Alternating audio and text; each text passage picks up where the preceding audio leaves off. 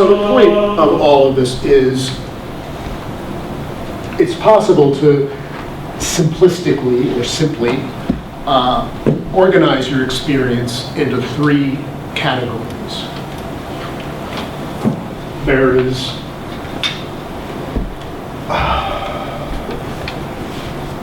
sensation.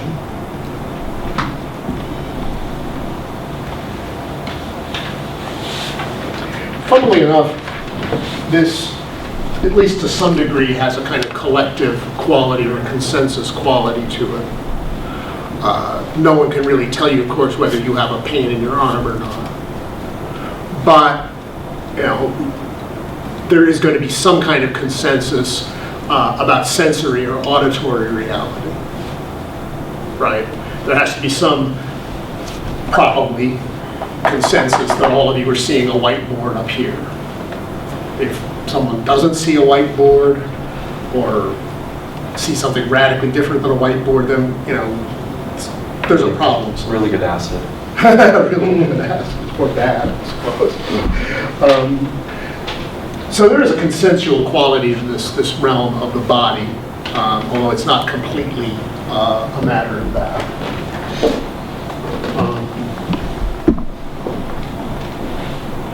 When you go into the realm of thoughts and images,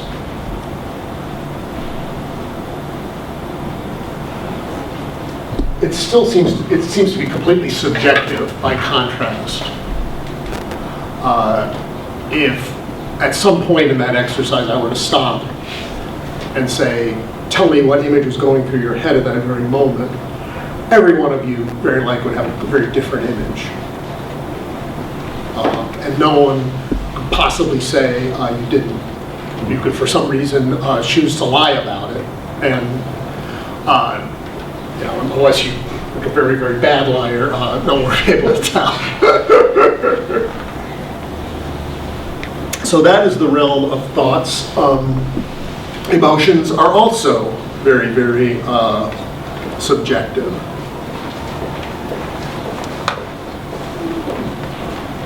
Maybe not quite as individual as we like to think. To take a subject that could really take us far afield, if you go into a room that has a very creepy atmosphere, probably a good number of people who are going to go and experience that room will kind of experience something creepy in there.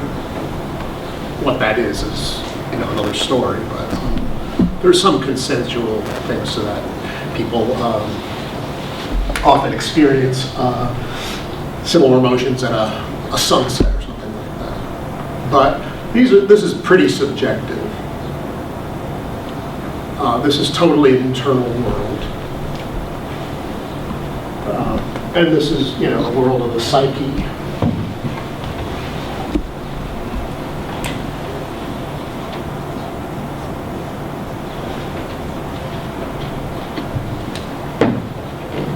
By the way,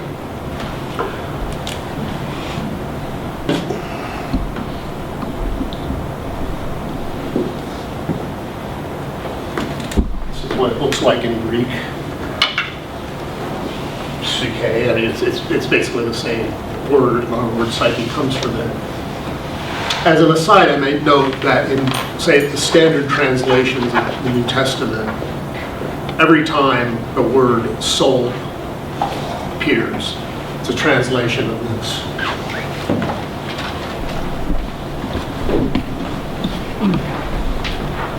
Now,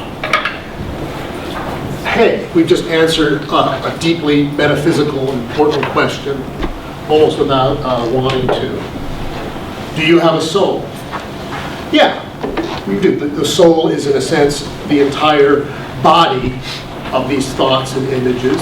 That it has a structure of its own. Some people, like Jung or Freud, even try to discern the character of the structure of the psyche, which is not the same as the structure of the brain. If you read the works of Jung, for example, there's almost no talk about anatomy or neurology or anything like that. But it is an attempt to be an anatomy of the psyche, accurate or not. You could even speak of a psychic body or a psychological body. In this case, of course, a body doesn't mean a physical thing, but let's define body in an esoteric way as a vehicle for organizing experience at a certain level. Your body, as a physical form, enables you to organize your experience of the physical realm. It enables you to see when someone dangerous is coming, see when there's some food that might be desirable that you can reach. And the soul is this organization of things in your psyche, which sometimes have good qualities. Sometimes there are, as we all know, there are irrational fears. Something terrified you when you were 4 years old, and you're still terrified of it, even though you don't know why. But that's the soul. And all experience, I submit to you, can be broken down into these two categories.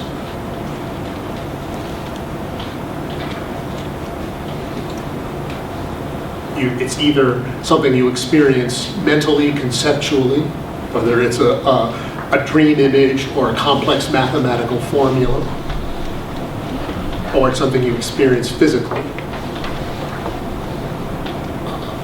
All scientific investigation, is really an attempt to organize physical experience with some enhanced physical experience. We can only see so much of a bandwidth, but because we have various instruments and that kind of thing, we can perceive a wider bandwidth. We have no reason to believe that this whole bandwidth that we know of, or it's defined scientifically, of course, from cosmic rays to whatever, is the totality of what all that is. We have every reason to believe it isn't. Science does forget that. And it tends to treat anything it can't experience in some kind of way through its own instruments as unreal. But that's another debate entirely. So, that's it. Your soul and your body. Now, we haven't touched on this question of whether the soul is immortal or not. Yeah, did you have a question? No, continue. We haven't really touched on the question whether the soul is immortal or not. And why don't we leave it aside for the time being as a distraction. Well, there is the third thing, the only thing that doesn't fit into one of these categories. These are categories of experience, and then there's the experiencer. It's what's doing the seeing. You can never see it. You might, in some kind of weird way, catch a glimpse of it, but you're never going to be at the same point where you're seeing it. You could say that there's certain sacred symbols or an attempt to represent this silent eye or witness in some kind of symbolic way, but it's always going to be symbolic. And you can attach various names to it. I would say that in New Testament times, this was at least associated with the Spirit.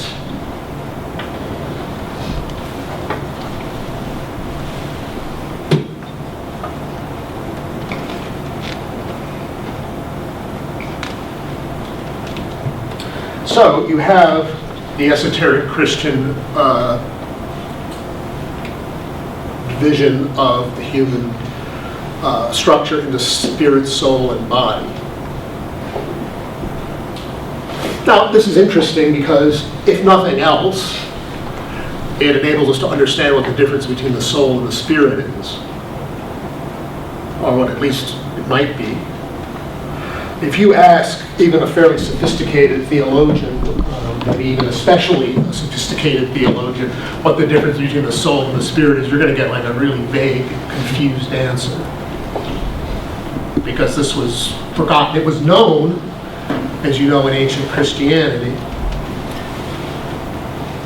The Gnostics were particularly big on this, and all of humanity was categorized according to these three things. There are those, for whom reality is only or exclusively or predominantly sensory. A literary figure, Stanley Kowalski in A Streetcar Named Desire, the kind of carnal man. I would suggest that the picture of Esau in the book of Genesis is an attempt to represent this type, right? What's the key moment in Esau's life? Well, he comes in and he's hungry, and his brother said, well, I got this nice lentil stew here. For some reason, people always assume it's lentil stew. I have no reason why. But anyway, and he's willing to sell his birthright on the spur of the moment for his lentil stew, because he can't see past the immediate gratification of the senses. Therefore, he's stuck at that level. He doesn't get the birthright, as you all know. Jacob, at least say Jacob in his sort of unawakened state or uninitiated state, is probably a little more like what they used to call the psychic man. This has nothing to do with psychic powers, but rather someone who's oriented in that level, toward that level. And probably most people are at this level. If you're already at this level, you have some impulse control, right? You know that, the woman 3 stools down the bar is really attractive. On the other hand, you have some concept of what this might do to your marriage if, glances were exchanged any further in a certain direction, blah, blah, blah. Similarly, you might want, spend all kinds of money on technology, but you know enough, or at least hope you know enough to delay that gratification until you actually have the money in the bank to do that. Some do, some don't. It's called layaway. That may not have been a good example. Not in history. So these are people whose reality, people like this tend to be oriented and identified with their thoughts and emotions, and they do have impulse control. But classically, a person like this isn't able to see much further. I suppose, to take another literary example, you might look at Tolstoy's Ivan Ilyich.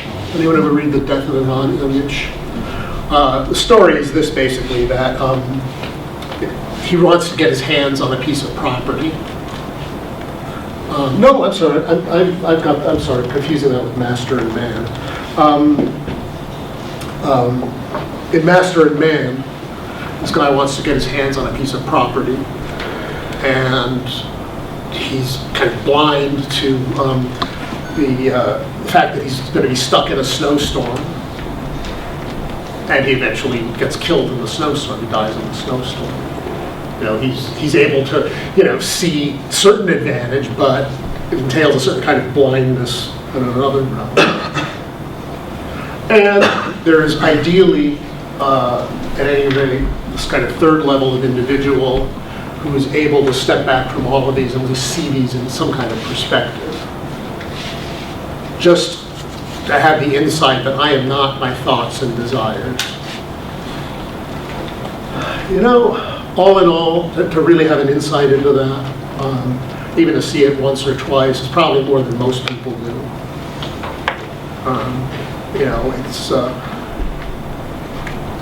There are certain audiences to whom I probably would have difficulty explaining this concept. I would just,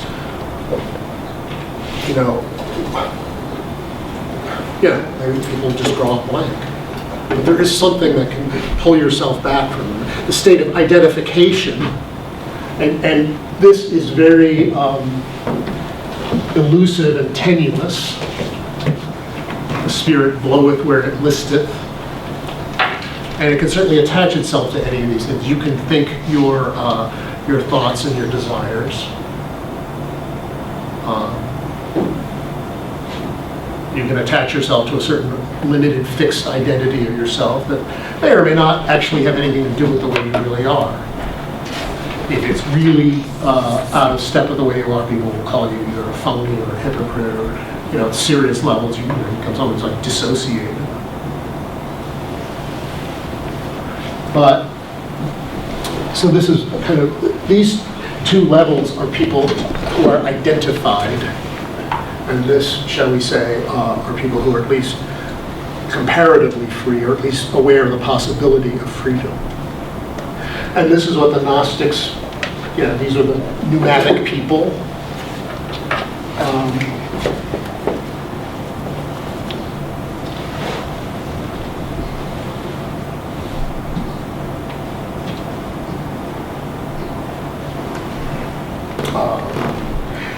Of course, if you're creating an elite group, the members of the elite group are always you and your coterie. So, and this can get very exclusivistic and it get very negative toward everyone else in the outside world.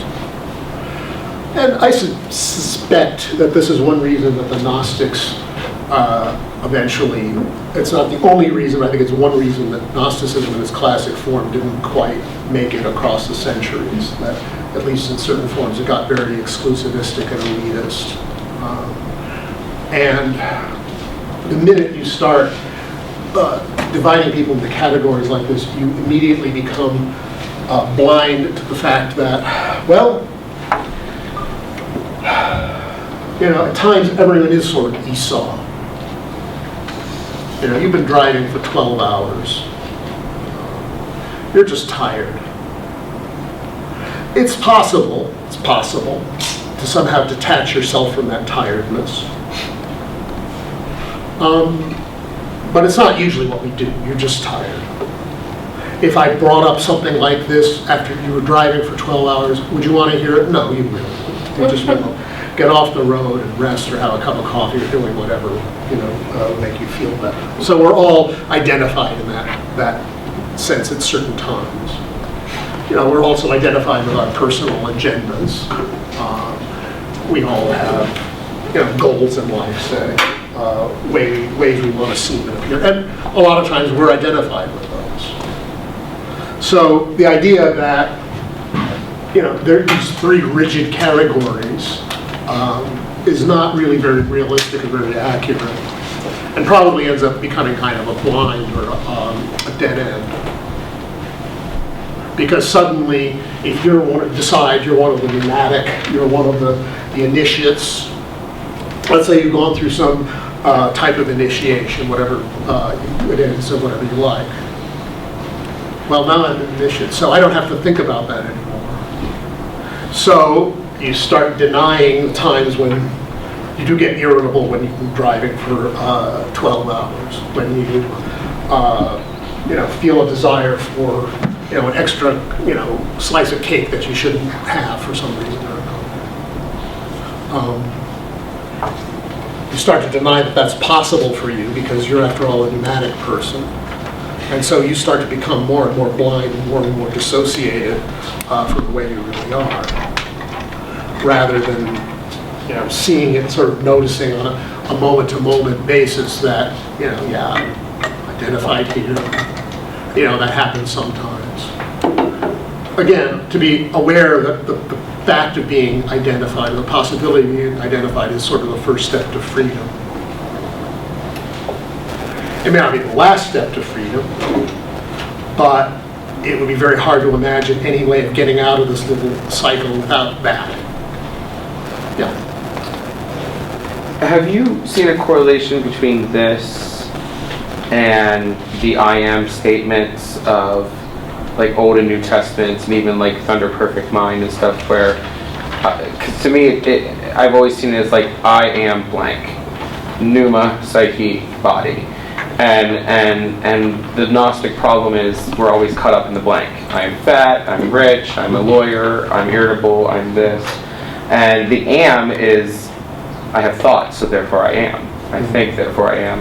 And it gives an identity, but the I is the undefinable pneuma, you know. And so have you found that those statements were maybe like a more primitive way of having this long conversation of identifying with that same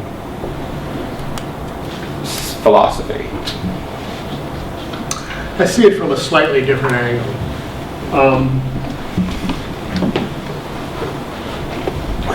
Let's say, for the sake of argument, that we stopped here. This is the whole system, right? This is it. Nowhere else to go.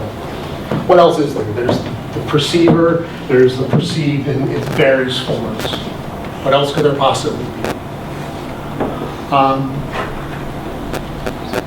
Well, this can get rather, shall we say, solipsistic.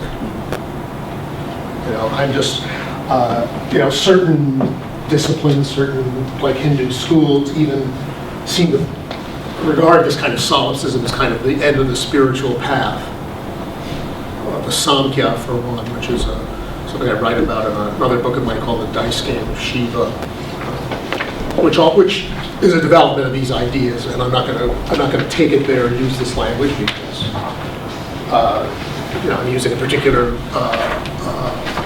series of terms in a particular context. So this gets very solipsistic. And what is the way out of that? Well, you can't really go into the world. By the way, you could say this is all the world.